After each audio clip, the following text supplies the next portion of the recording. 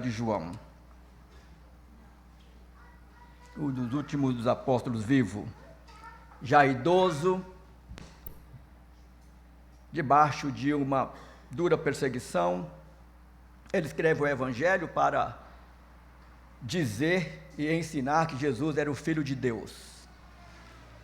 Filho de Deus sendo Deus homem, diferente do culto que prestavam ao imperador, que era somente um homem, mas que exigia culto a ele. Diferente também dos deuses híbridos do panteão, seja ele grego ou romano. João escreve para testemunhar que Jesus, de fato, ele foi gerado pelo poder do Espírito Santo, concebido por uma virgem. Ele é o unigênito, o único que foi gerado e nascido como ele nasceu.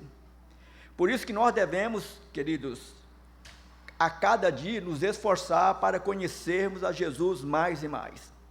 E quando nós falamos de conhecimento, nós temos as nossas limitações óbvias, que logo eu irei dizer, ou dar pelo menos o exemplo de uma destas. Eu quero ler do versículo 1 ao versículo 13, a primeira parte, que diz que passadas essas coisas, Jesus andava pela Galiléia, porque não desejava andar pela Judeia, visto que os judeus queriam matá-lo.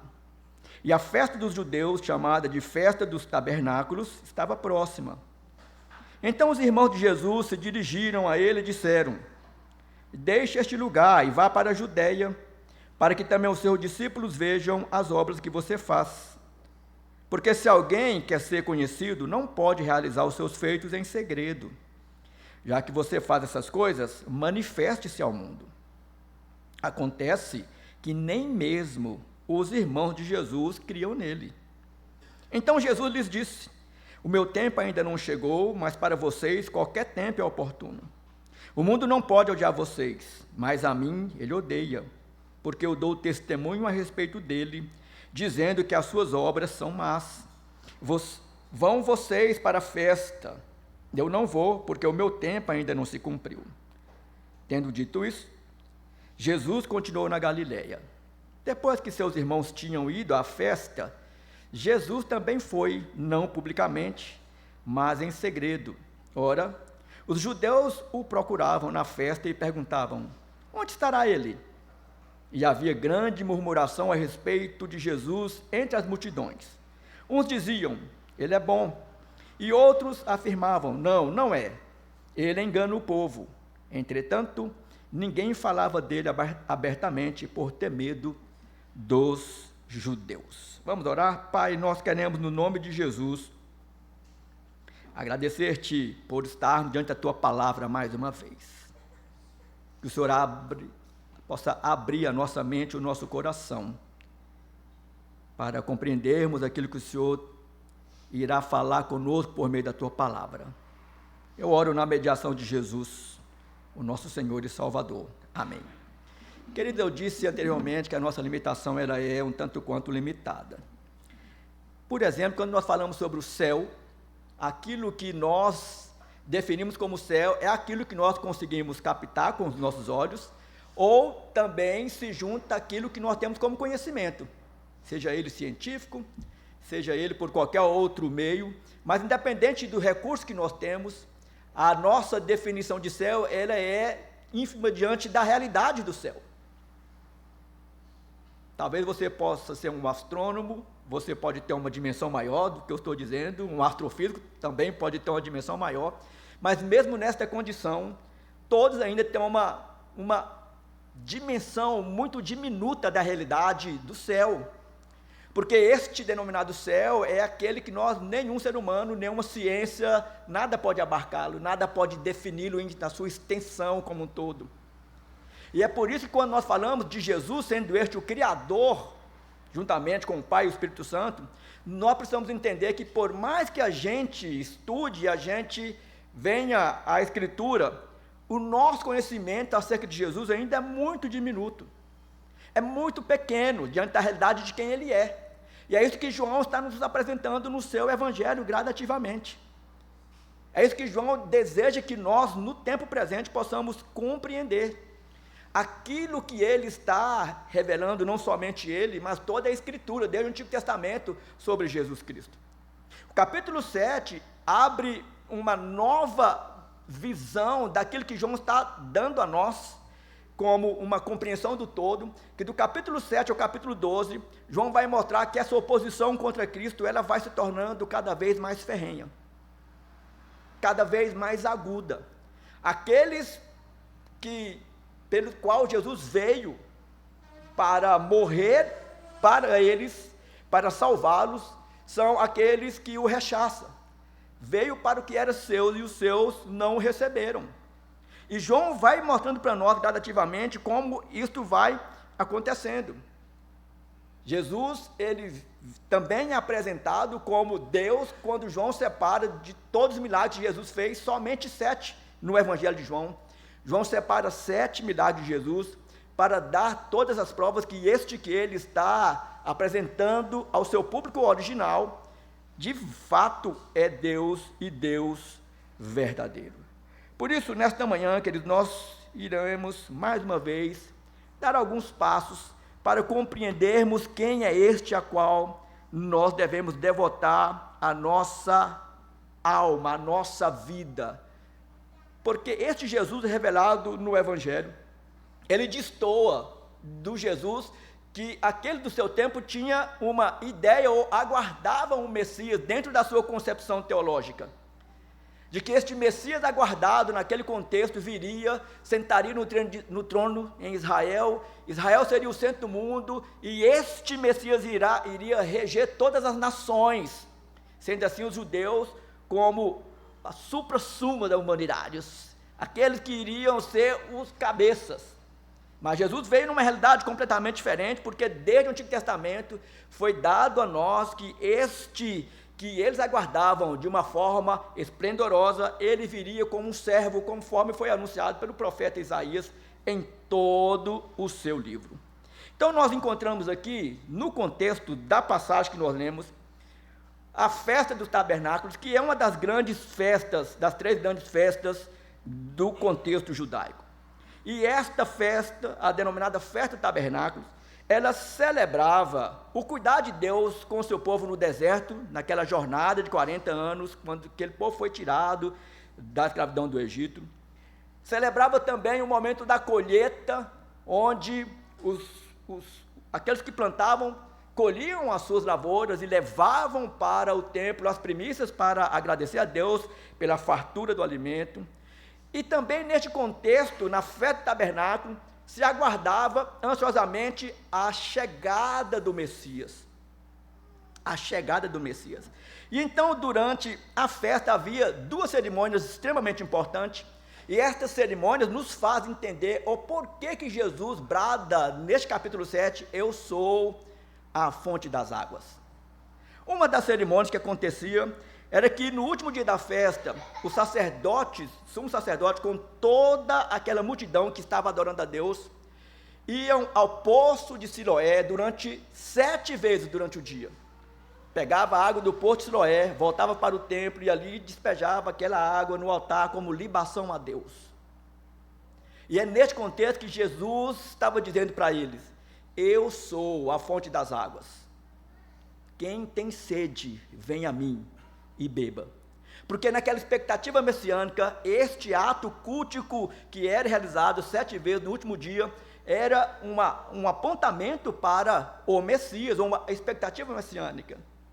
A outra cerimônia se dava quando o sumo sacerdote, ou sacerdote, adentrava o templo e acendia o candelabro. E é neste contexto que Jesus também vai dizer adiante que eu sou a luz do mundo. Aquele que vem a mim não se perderá, ele será encontrado em mim e trilhará este caminho glorioso, porque eu irei guiá-lo, e por ser o seu guia, este jamais se perderá. Por isso eu quero nesta manhã trazer esta mensagem com este título: Jesus, a fonte da água viva. E o capítulo 7, ele se divide em 3 blocos. O primeiro bloco, João vai dizer para nós o que aconteceu antes da festa. Capítulo 7, versículo 1 ao 13. Do versículo 14 ao 36, João vai mostrar para nós o que aconteceu durante a festa, e nos últimos versículos 37 e 53, João vai mostrar para nós o que aconteceu no último dia da festa, que é onde Jesus se levanta e diz que eu sou a água, ou oferece a água viva. Aqui nós vamos encontrar em primeira mão, queridos, João mostrando para nós a incredulidade dos irmãos de Cristo.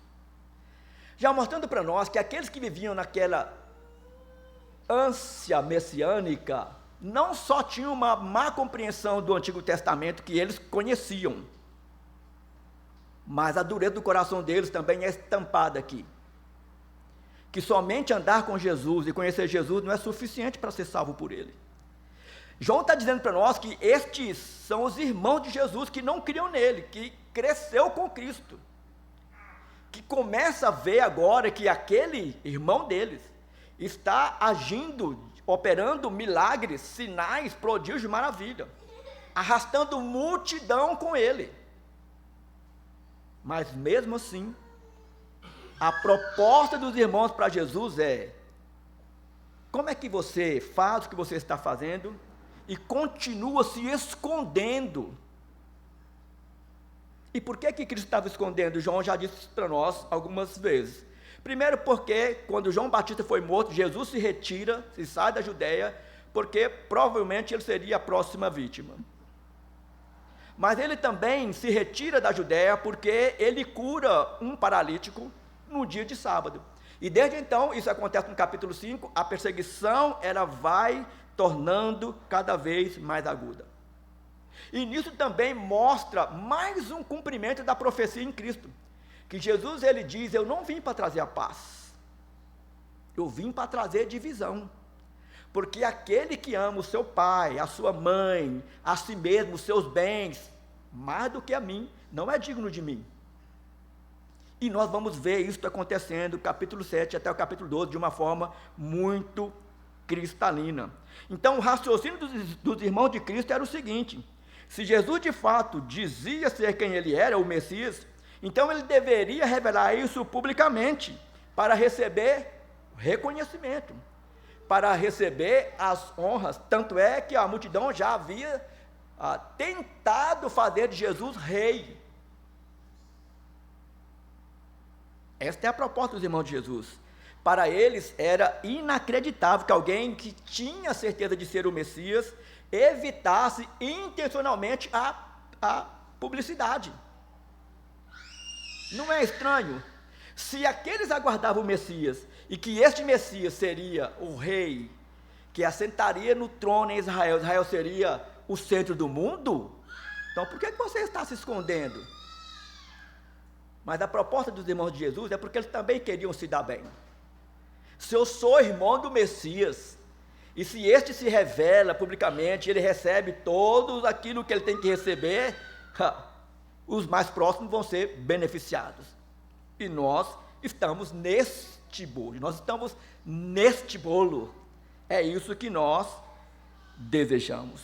E é por isso, queridos, que nós podemos entender aquilo que João está querendo dizer para nós. João escreve no versículo 5 com muita clareza: nem mesmo os seus irmãos criam nele. E aqui nós encontramos alguns ensinamentos. Primeiro deles, que a proximidade com Cristo não produz fé. Nós encontramos uma multidão de pessoas que diz conhecer Cristo, que anda com Cristo, mas não crê que Cristo é Deus, não crê que Cristo é Salvador, não crê que Jesus é Senhor dos senhores, Rei dos reis. Então existe uma diferença muito grande, há um abismo entre caminhar com Cristo e entregar a vida a Cristo, porque é isso que de fato faz e dá sentido à nossa vida. Porque o que de fato produz fé em nós é o próprio Deus que nos concede a fé. E Paulo vai dizer isso com muita propriedade. Efésios capítulo 2, versículo 8, versículo 9 diz: porque pela graça vocês são salvos mediante a fé, e o não vem de vocês, é dom de Deus, não de obras, para que ninguém se glorie. Então, um coração natural, ou coração do homem natural, ele sempre vai permanecer em rebelião contra Deus. E Paulo vai dizer isto também na sua primeira carta à igreja em Corinto, capítulo 2, versículo 14, Paulo diz assim: ora, a pessoa natural não aceita as coisas do Espírito de Deus, porque eles são loucura, e ela não pode entendê-las, porque elas se discernem espiritualmente. Obviamente, depois nós vamos ver que os irmãos de Jesus creram nele. Inclusive, um deles se tornou o grande bispo da igreja de Jerusalém, Tiago. Mas aqui, João está dizendo para nós a realidade de como Jesus enfrenta o seu ministério e como era grande esta perseguição, esta pressão sobre ele, até mesmo uma pressão interna. Nós também vamos encontrar aqui, queridos, a exatidão da agenda de Jesus.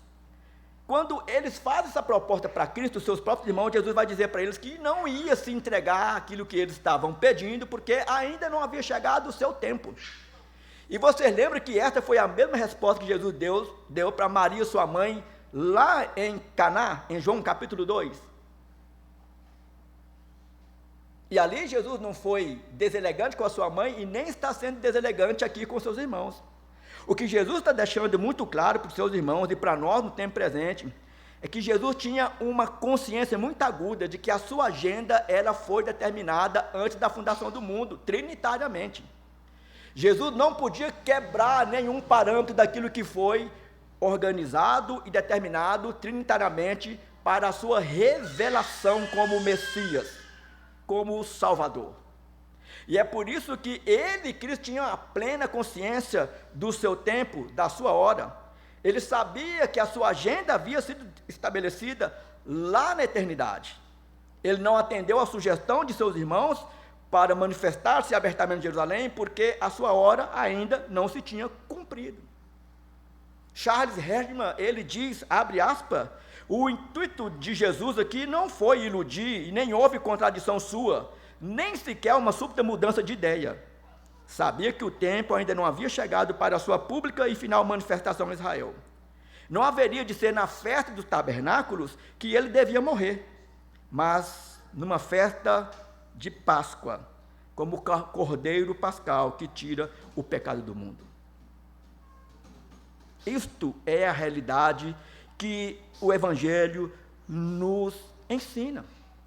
Por isso nós podemos tirar mais um ensinamento aqui, queridos, que dentro da doutrina, nós encontramos, dentro da nossa corrente de doutrinas, nós temos a doutrina da providência divina. E esta doutrina nos mostra que toda a missão de Cristo seguiu aquilo que foi decretado na eternidade trinitariamente. Aqui ele já revela a nós que ele vive segundo a vontade do Pai, que ele veio para ser o grande modelo de obediência, mesmo ele fazendo tudo o que ele faz com um propósito muito definido. Mas nós vamos ver aqui também que a procura por ele era intensa. João vai mostrando esta divisão muito clara, dentre aqueles que o aguardavam na festa do tabernáculo, lá em Jerusalém, havia um grupo que diz, ele é o Messias. E o outro grupo dizia, não, ele é um embusteiro. Ele está simplesmente enganando todo mundo. Você pode conferir. Versículo de número 11 ao versículo de número 13. Não eram somente os seus irmãos que o esperavam na festa em Jerusalém, mas inclusive os próprios judeus, ou as autoridades também, delegavam comitivas de saduceus, de fariseus, de sacerdotes, para investigar o que de fato Jesus estava falando e fazendo. Alguns o julgavam como um homem bom, outros reputavam como um enganador do povo, mas a grande verdade é que Jesus, ele conquistou a confiança de muitos, e muitos desses o confessou como Senhor e Salvador de suas vidas. Mas ainda alguns não tinham a coragem de falar isso abertamente, como nós vamos ver neste mesmo capítulo. Nicodemos está aqui registrado.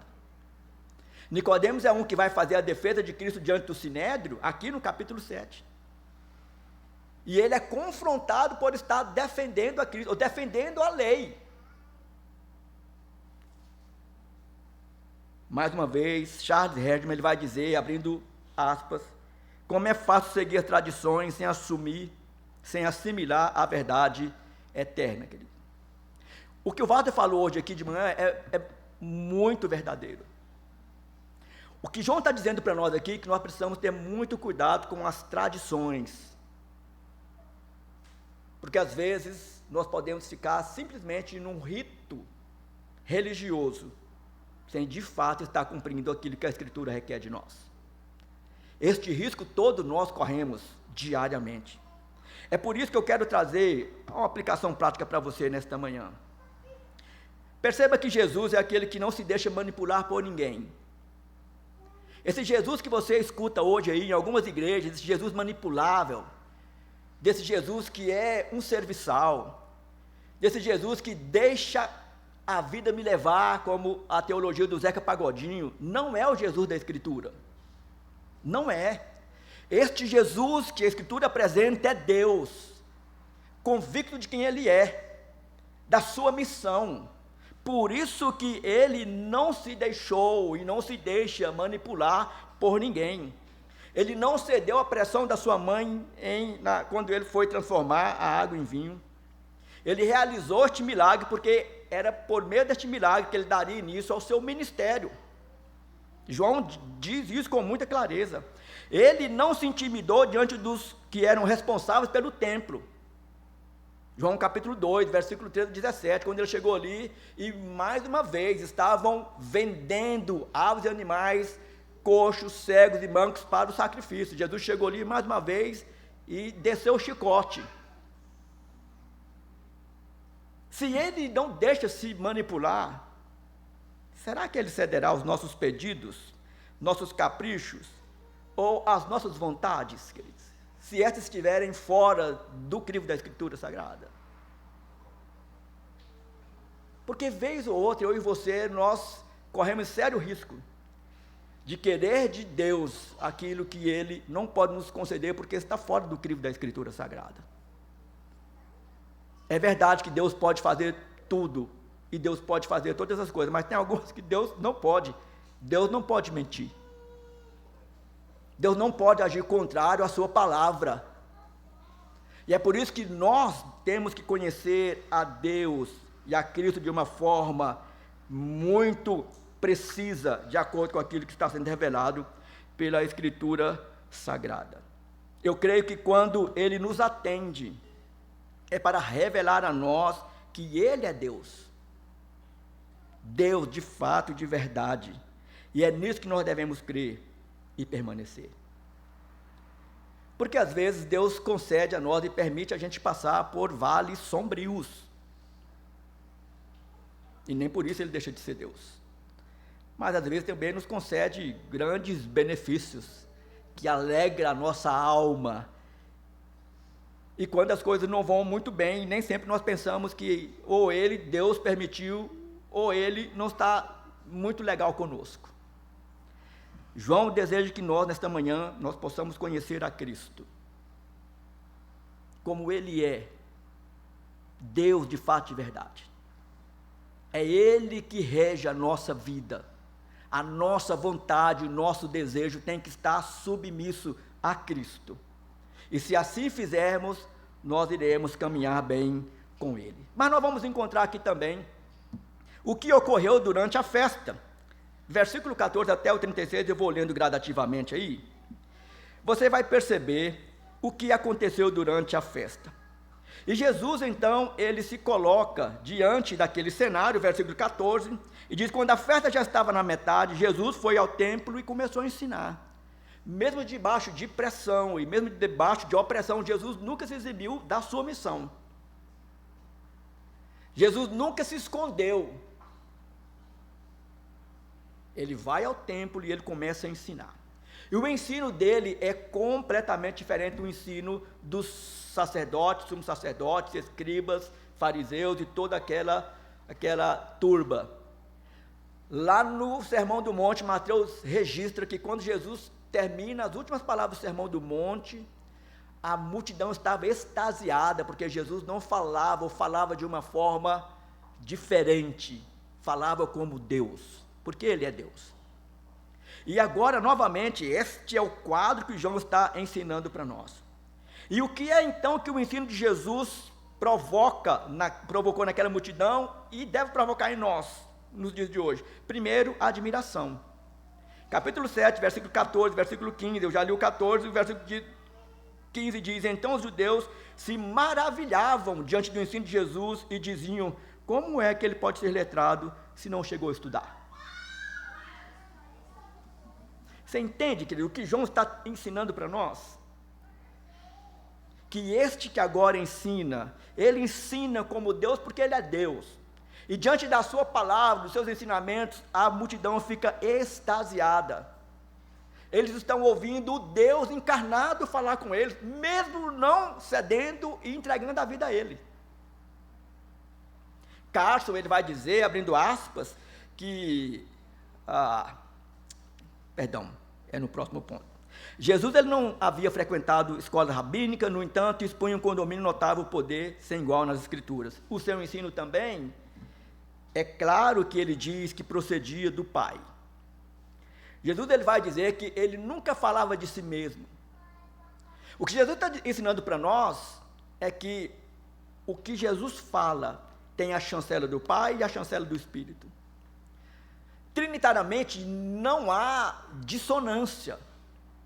O que eu falo, é o que Cristo está dizendo, é aquilo que o Pai fala e aquilo que o Espírito fala. Não há divergência na Trindade. Ele não fala de si mesmo, não é que ele não tinha propriedade, não é que ele não tinha conhecimento, não é que ele não era Deus, não. Mas ele está dizendo que o que ele fala e o que ele faz está em comum acordo com a Trindade. E isso aponta para o testemunho do Pai, que Cristo nem desejava e nunca desejou buscar a glória para si mesmo, mas sempre glorificar o Pai. E foi assim que ele viveu e assim ele agiu. Aí Carson, agora abrindo aspas, ele vai dizer que, diferentemente de seus contemporâneos rabínicos, seu ensino não se baseia em uma longa cadeia de tradição humana. Ela vem diretamente de Deus, porque Ele é Deus. Vez ou outra, nós ouvimos alguns ditos de Jesus na Escritura, narrados nos Evangelhos, e nós ficamos como se fosse um dito de um rabino. Queridos, quando Jesus está verbalizando, é Deus que está falando. É Deus, o Deus encarnado que está falando, mas o seu ensino também acusa os judeus de desobedecerem à lei. Versículo 19 ao versículo 24, você pode acompanhar a leitura aí, que diz: não é fato que Moisés deu a lei para vocês, contudo nenhum de vocês a cumpre. Por que estão querendo me matar? A multidão respondeu: você tem demônio, quem é que está querendo matá-lo? Jesus respondeu: um só feito realizei, e todos vocês ficaram admirados. Sabe qual foi o feito que Jesus está citando aqui? Aquela cura lá de João capítulo 5, quando ele cura aquele homem, 38 anos, paralítico, e a partir de então os judeus decidem matá-lo. E Jesus vai lembrar algumas coisas, por que eles estavam quebrando a lei e os judeus não conheciam a lei. Jesus vai lembrar aqueles que no sábado circuncidavam-se as crianças. Se no sábado circuncida as crianças, por que uma pessoa não pode ser curada no sábado? No sábado, os sacerdotes trabalhavam para o cuidar do templo. Isso estava determinado na lei. Mas curar uma pessoa no dia de sábado era crime. E é por isso que Jesus está dizendo para eles, que Cristo está dizendo para eles, que não só Ele é o Senhor do sábado, mas por ser Deus, Ele está acima de toda a lei. Ele não só veio para cumprir, Ele ditou a lei. E por isso que Ele vai dizer que não ia passar um tio daquela lei, sem que Ele não fosse cumpri-la literalmente, como Ele a cumpriu. E é por isso, querido, que nós temos que ter cuidado com a religiosidade. Porque se nós não tivermos cuidado com a religiosidade, nós podemos correr o mesmo risco destes aqui, que estão confrontando Jesus agora.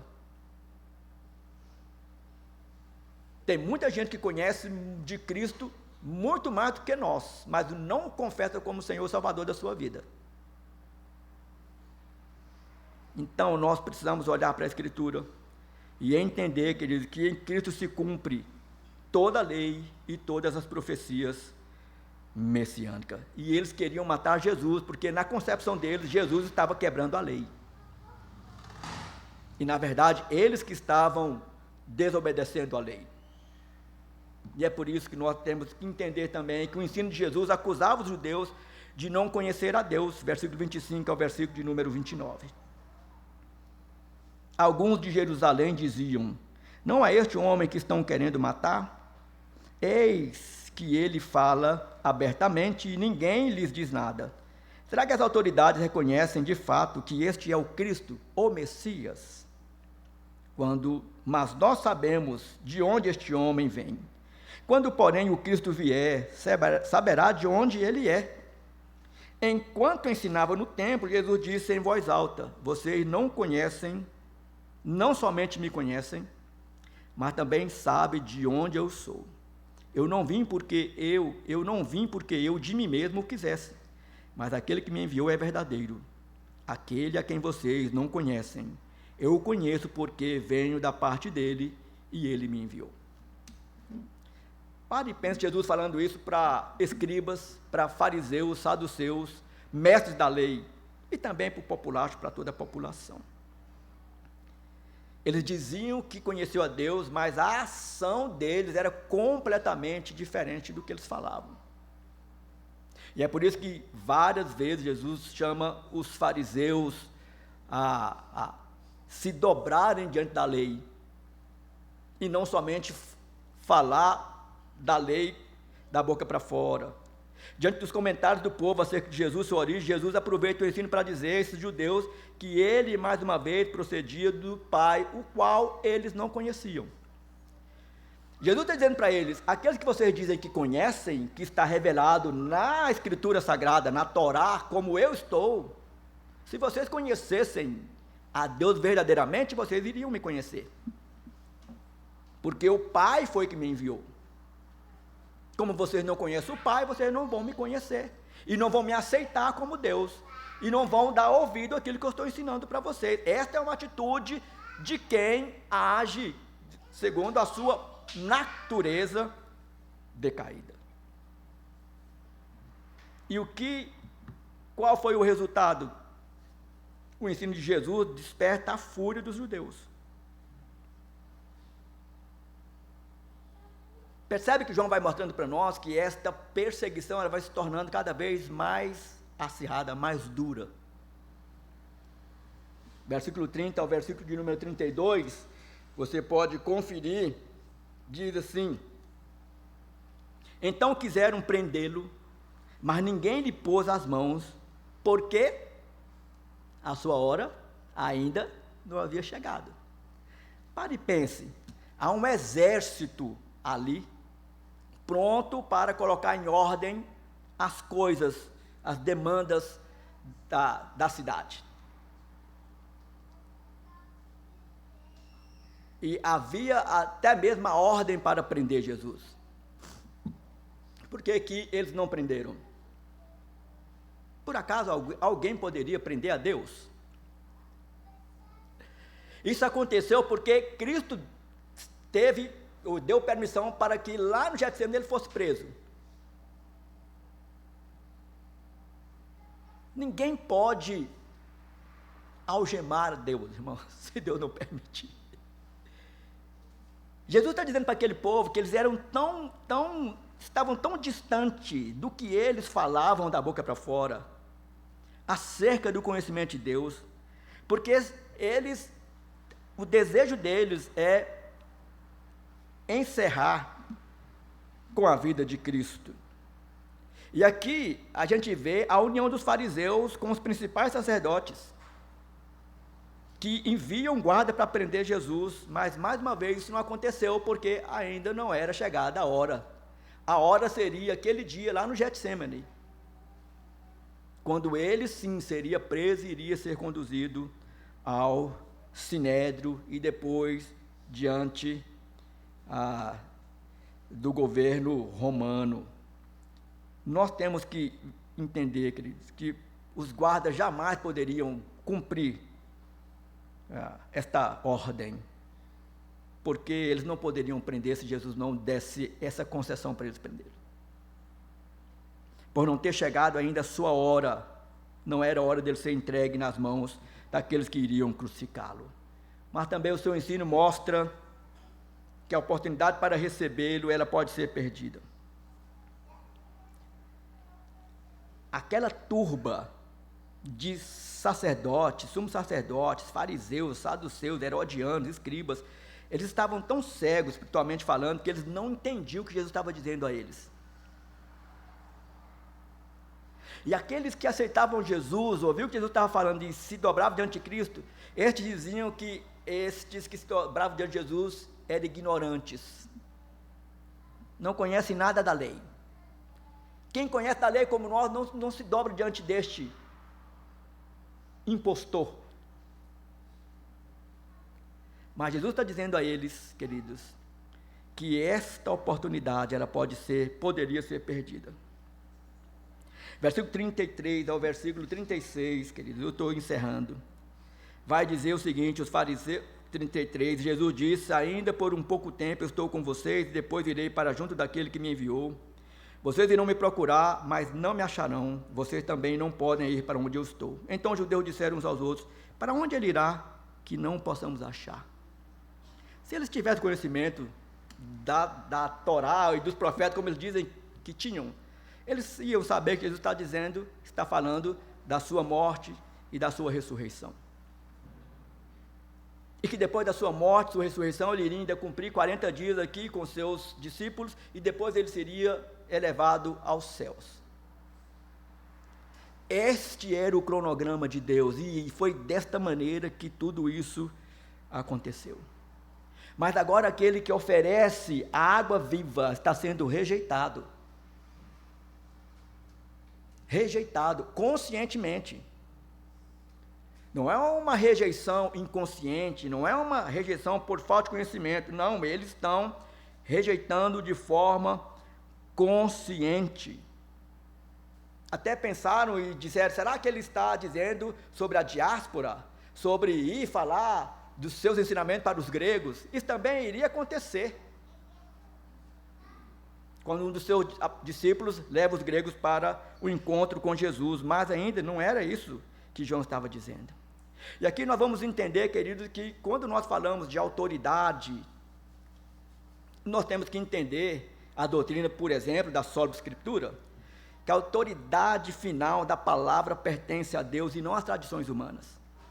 Aqueles que se firmam em tradições humanas, em leis humanas, eles fracassarão. Mas aqueles que se firmam na verdade revelada por Cristo, eles viverão para sempre. Isto é distinto aqui que o João está dizendo para nós. Porque aqueles que ouvem a palavra não julgam segundo a aparência.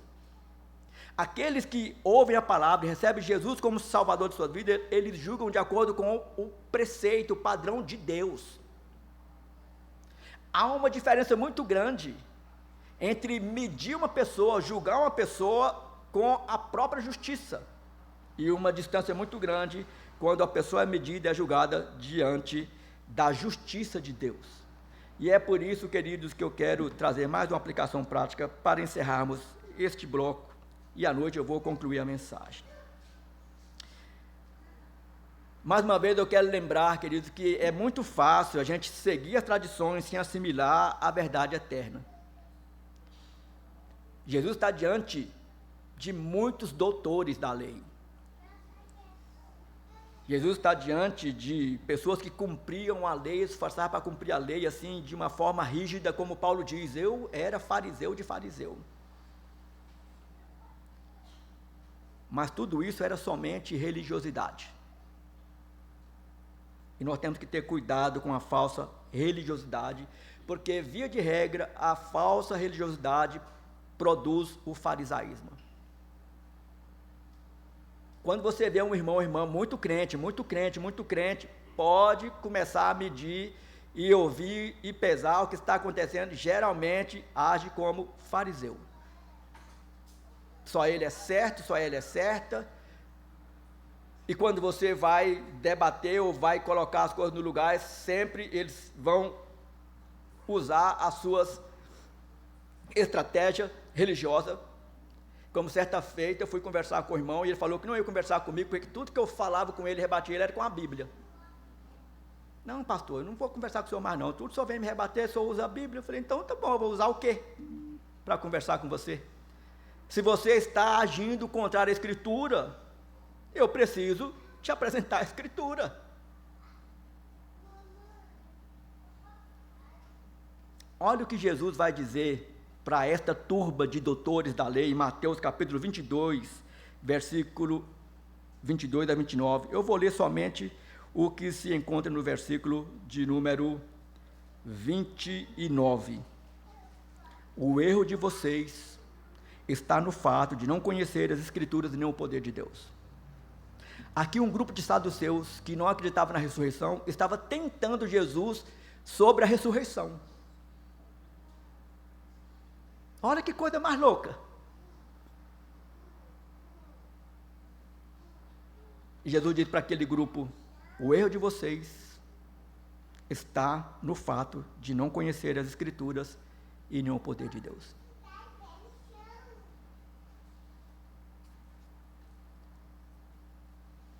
Por isso que nós devemos buscar a aprovação de Deus em vez da aprovação humana.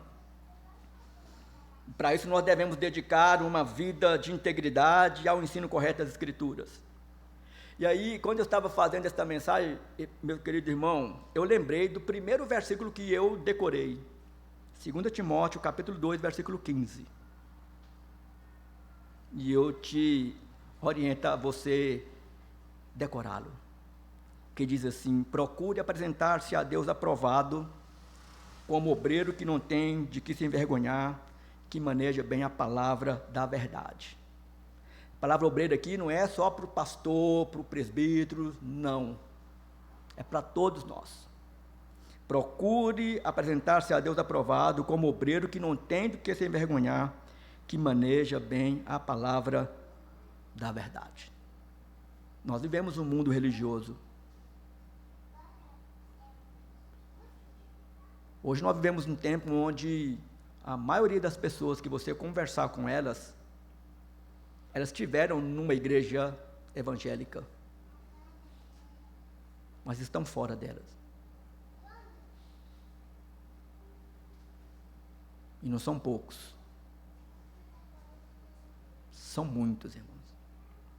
Este tempo estranho que nós vivemos hoje, onde alguns também vêm à igreja só para fazer uma descarga das suas emoções, onde alguns vêm à igreja somente para se sentir bem.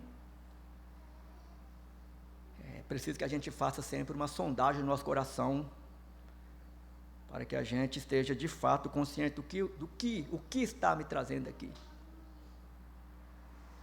Por que eu vou à igreja? Por que eu leio a Bíblia? Por que eu professo Jesus como Senhor e Salvador da minha vida? Você sabe a resposta.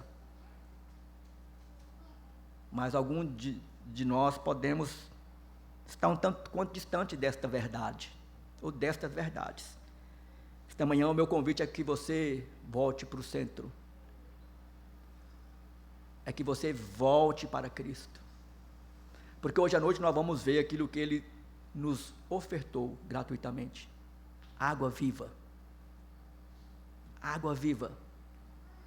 A mesma água que Ele ofertou para aquela mulher, lá no capítulo de número 4, aquela mulher samaritana. Se você soubesse quem fala contigo, e se você bebesse da água que eu tenho para te dar, jamais você teria sede novamente.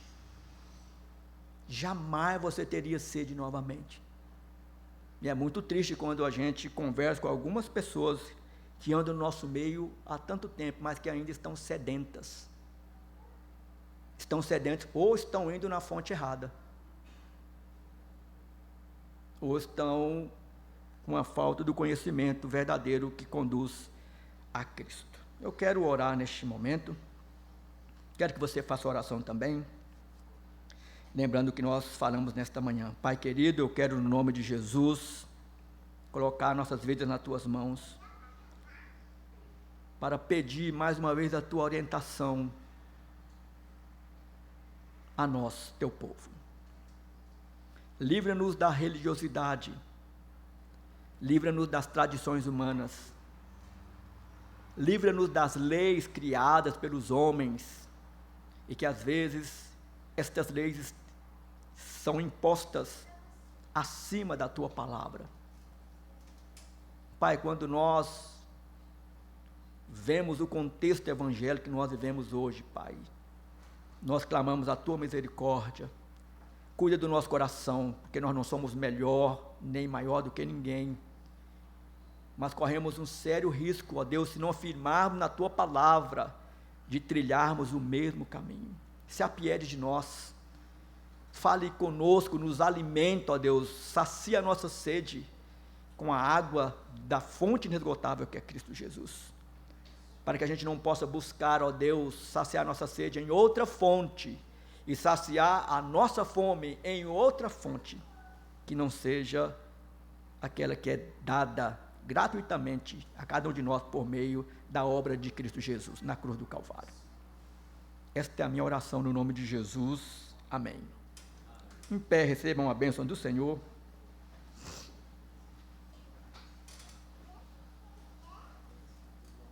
E agora, povo de Deus aqui presente, que a graça do nosso Senhor e Salvador Jesus Cristo, o amor eterno do nosso bom Deus, Deus Pai, e a eterna consolação do Santo Espírito seja abundantemente derramada sobre ti e sobre todo o povo de Deus espalhados sobre a face da terra.